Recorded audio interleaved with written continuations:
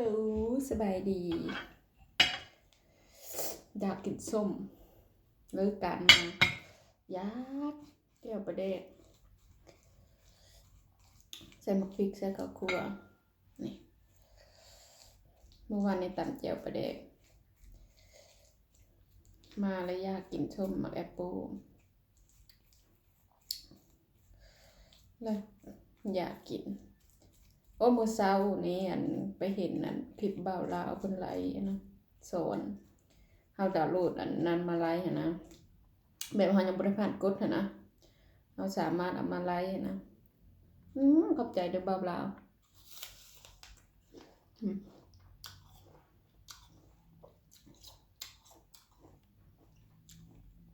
ที่แนะนำนกมาอยู่นี่ซื่อๆเลยแต่ว่าเขตนกอยู่นี่มันบ่มีคนที่ว่าลิ้นแบบสิหลายเนาะแบบไผก็บ่สนใจว่าซั่นซะ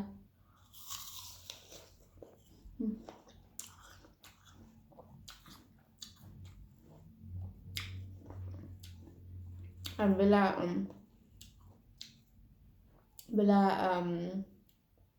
เขาเจ้าไลฟ์สดทางเมืองไทยมันเป็นกลางคืนเนาะแล้วสิเป็นตอนเช้านกไปเหตุการณ์เนาะ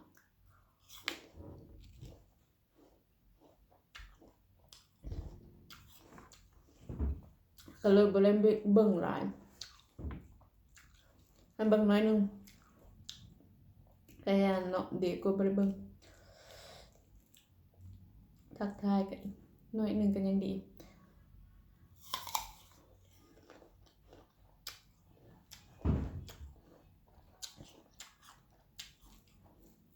คือปิดบ่ายบ้านอะ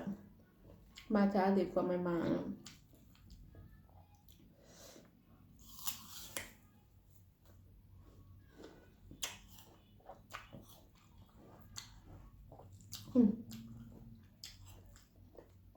ไปแดกต้นนี่เลย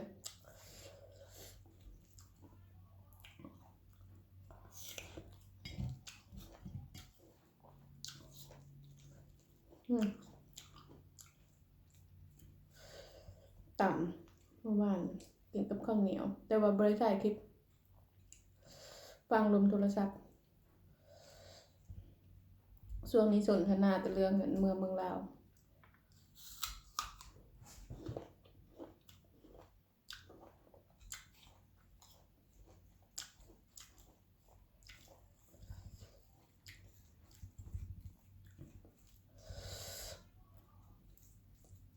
คันสิว่าเนาะเฮ็ดหยังก็ย่านเนาะเราก็ต้องมีคนแนะนำต้องมีคนนั้น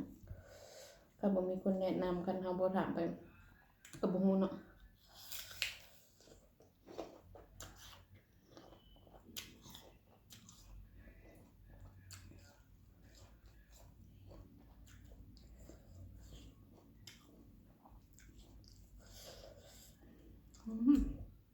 เผ็ดบัด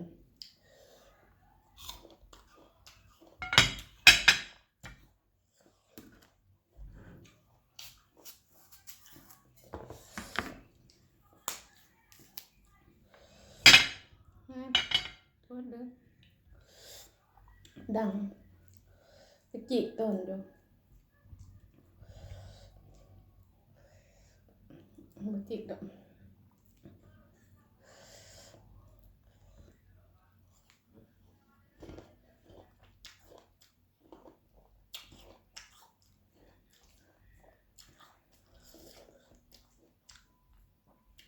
อยากประเดกต้นซื้อประเดกต้นเป็นกระป๋องนั่นแหละมาตับจีหมักพริกจีผักบัว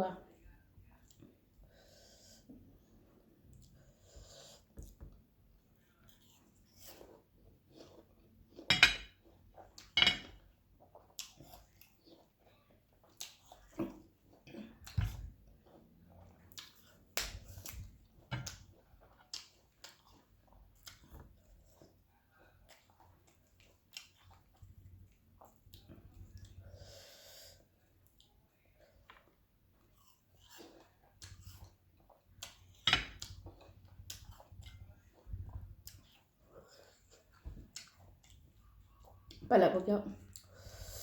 มาน้อยนึง ขอบใจเด้อทุกคนที่เขากดติดตามขอบใจทุกคนที่แนะนำขอบใจทุกคนมาเป็นหมู่เป็นครู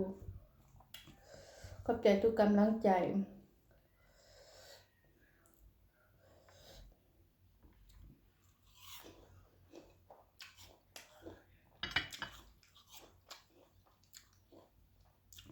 ไปละบ๊ายบาย